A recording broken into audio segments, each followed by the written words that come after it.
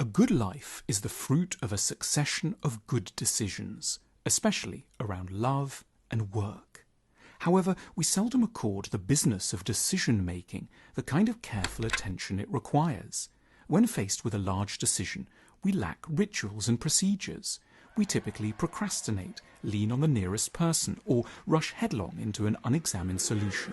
Fortunately, decision-making is a skill, and like any other, it can be taught.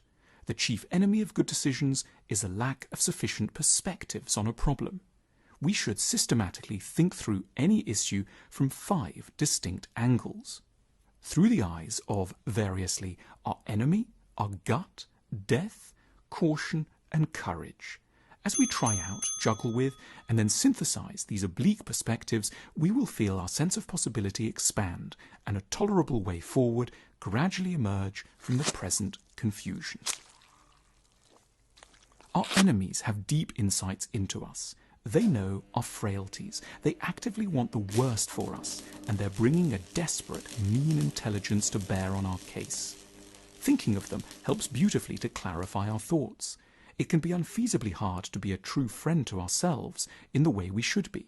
Our minds may well go blank if asked to imagine what a sweet and well-meaning person might advise us to do next.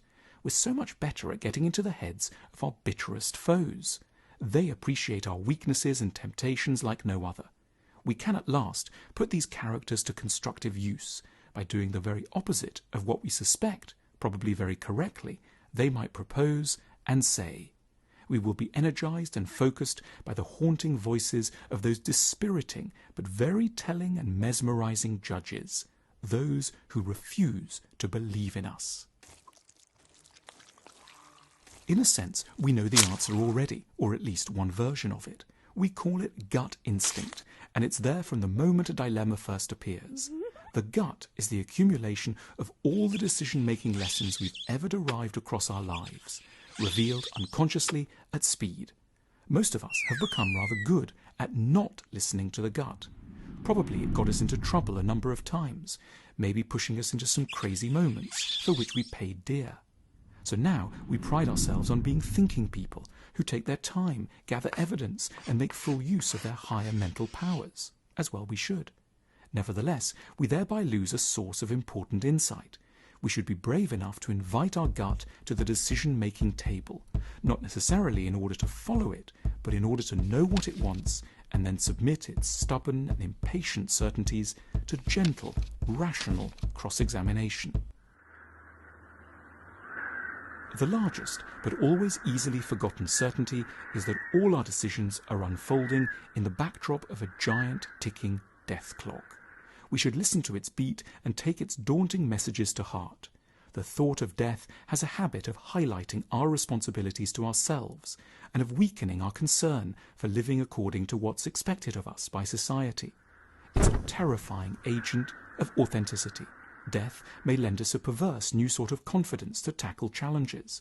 By frightening us about one enormous thing, it may make us less scared of the many smaller obstacles in our way.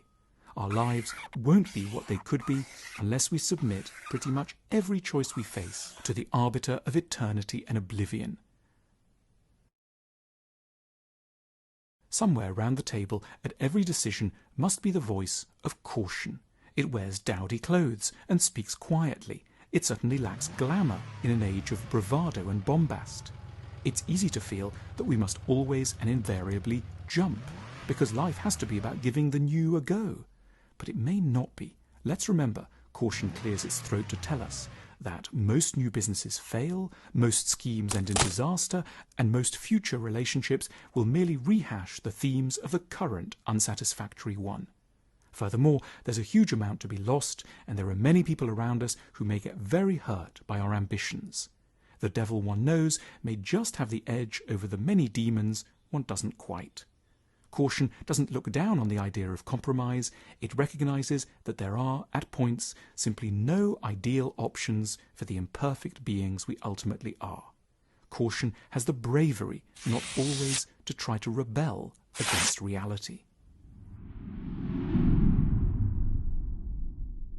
From an early age, we've learned how to follow the rules, wait in line, and do the dutiful, expected things. We can be good boys and girls. It got us to where we are today. There would have been no other way to learn how to spell, drive a car, or take up a position in the working world. But there can now be a subtle risk from an opposite direction. The risk of being overly faithful for too long to conventions that were dreamt up without our particular interests and hopes in mind. At points, we need vigorously to relearn the art of courage, to remember that the happiest lives have invariably had inflection points where people did the slightly unexpected and weird thing, took a gamble and won. Sometimes caution is just weakness and cowardice wrapped up in the cloak of self-deception. Courage and caution need to fight this one out without any presumption of victory on either side. Any hard decision we make will always, by definition, not be perfect. But with such thinking behind us, we have a slightly better chance than usual of opting for the good enough